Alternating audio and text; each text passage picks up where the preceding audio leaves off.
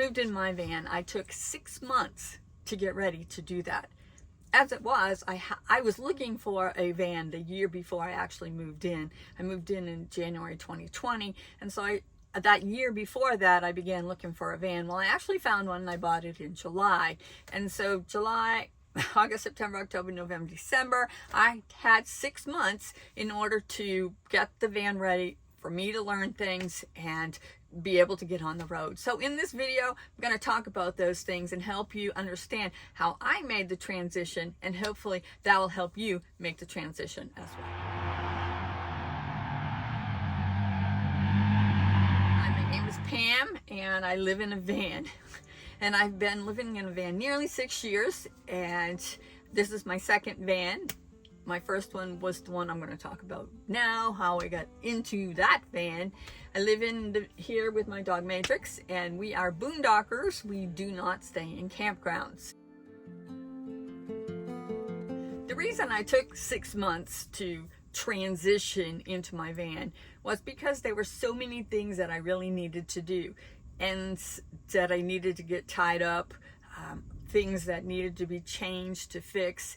And I also needed to learn, at least I felt like I really needed to learn more about my van, even simple things like driving it, to make sure I knew how to get in and out of places. Because the van that I have is 6 inch wider than a normal van or normal car. And so even though I was 22 feet long and I knew I wasn't going to actually be able to drive into a parking space, I also had to watch out for the fact that I was wider, and if I was parking between two things, I needed to keep my eye on that. I needed to know how all the gauges worked. I needed to figure out what this was and what that was, because I knew when I got on the road I wasn't going to have an opportunity to actually learn those as I go.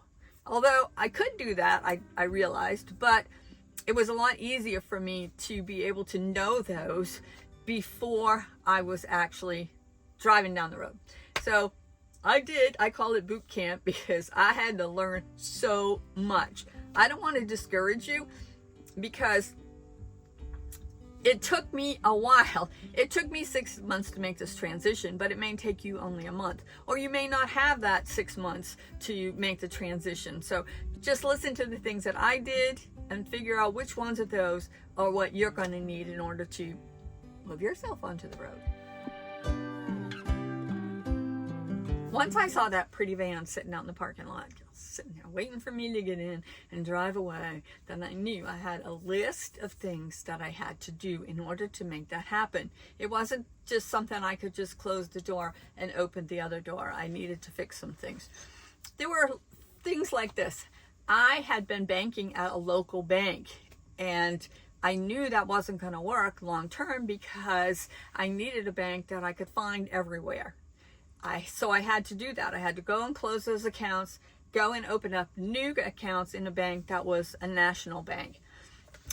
I had direct deposits, I had direct debits, I had a lot of things that had to be fixed just by changing bank accounts. So that took me some time. It took some planning, and it took some brain power, because there were just so many things that had to do with banking that I had to figure out. I don't know why I thought that maybe I could go to the dentist and get my teeth done and never have to do it again. It was kind of like I knew I was ending this life, but I didn't realize that just because I'm beginning a new lifestyle, I'm still going to have to go to the dentist. I also got new eyeglasses. I got my prescription done and got new eyeglasses again, because apparently I'll never need glasses again. I also had a lot of stuff I needed to get rid of. Now, I had moved from a 3,000 square foot house and into a 1,000 square foot apartment, so a couple of years before that, and so I had made a big change, but I still had a lot of things that I had to get rid of. Shoes. I had a half a dozen pair of cowboy boots and the mule sliders that look like cowboy boots, but they're really just mules. I called them cheaters, and I loved them. I loved them all, but I knew I couldn't bring them all. So I had to choose which ones I wanted to bring. Now, I lived in an apartment, so I wasn't able to have a yard sale, garage sale. So I did pretty much all of my sales of getting rid of everything that I needed to get rid of on Facebook Marketplace, which worked very well, by the way. And I do have a side hustle with that right now. I had so many things that I needed to get rid of, and I'll tell you what, I could not get rid of them all the first day. It literally took me that amount of time for my mental process to be okay with letting all these things that I really liked go. I had a lot of clothes that I really liked, but some of them were 10 years old. And you don't really wear too many dresses when you live in a van. I had to get rid of the furniture. And you can't get rid of the furniture on the first day because you need a place to sleep before you move into the van the next day. And so some of these things had to be planned out in the time frame and how I could do them. I knew I wasn't going to have a storage unit. And so everything had to go. I had to figure out which things I could bring with me and which things I couldn't. Now, I realized that I don't need a whole set of dishes. I don't need 6 frying pan silverware. I didn't need a full set of silverware and all of the ladles and all the stuff that goes with that, because it was just me. My dog, Dallas, was the dog that I had at the time. So I really needed 2 plates, 2 bowls, a couple of forks, a couple of knives, dog dish, and that was pretty much it. But I didn't know that when I was getting ready. So I took a couple of practice runs. The first one I went to a local lake and I stayed there for 2 or 3 days. I figured out how to, run my generator and make sure my battery was charged. I took the time to get the manuals out and learn about a lot of things so that when I got out on the road, if something happened, I'd have a pretty good idea of what I needed to do to make that work. That trip was quite uneventful, and I did learn a lot. I took another trip during that 6 months. I went to Colorado. I was in Texas, and I went to Colorado, and that one was more interesting because I was used to thinking and being able to stay like at Walmart and that kind of thing, because at this point I didn't really have boondocking legs on and didn't really want to go out there. And so when I got up there, like Denver area, I realized you cannot stay at Walmart up there. You can't stay anywhere inside the city limits. And so it was a little more complicated. I did end up staying at a campground one night because I didn't know where else to stay. And that was interesting all in itself because I didn't even know how to plug in my electric cords. I had to get the attendant from the campground to come and show me how to plug them in. But I knew, after I did that one time, I knew how to do it. I didn't know how to dump either. So I got in line at this place where you could dump, and I'm watching the people in front of me because there's people behind me, and so I needed to get up there and actually dump, but I didn't know how. So I went up, and there was this guy in front of me, and I said, "Can I watch you? Because I don't know what I'm doing." And he said, "Sure." So I watched him, and I still didn't really know what he was doing. And so he got done. He said, "Do you want me to help you?" And I'm like, "Would you?" So he drove forward, I drove up, and he actually did it for me. So that's really getting close and personal with someone when they dump your shit. I was still working, and I had to figure out what I was going to do about that. I was a realtor and a mortgage broker. Now I knew I wasn't going to be able to continue to be a realtor because I can't show houses if I'm in Illinois. So I let that license go. Not the first year. I suppose I was keeping it like as a safety net, just in case. Even though my mind was forever, I guess something in the back of my mind was like, well, just in case. The mortgage thing was different. I wanted to keep doing that because I really like being a mortgage broker. But I always met with the clients, and that was going to be much more difficult because clients expected you to meet with them. Well, I moved into my van January 2020, and COVID hit in March of 2020, and immediately you couldn't meet with anybody. So I was able to immediately transition my business into one that I could do 100% mobilely. I did continue to work for a period of time in order to get the rest of my finances where I needed them to be or wanted them to be, and to also have an emergency fund or something set aside, because I didn't really know what I was doing. Many things during that 6 months that I had to take care of and I had to figure out. It wasn't like I could just walk out of the door of my apartment, get in my van and drive away. I had to prepare things. So I took that 6 months to do it. I learned things that I didn't even know I needed to learn. But it was a good process.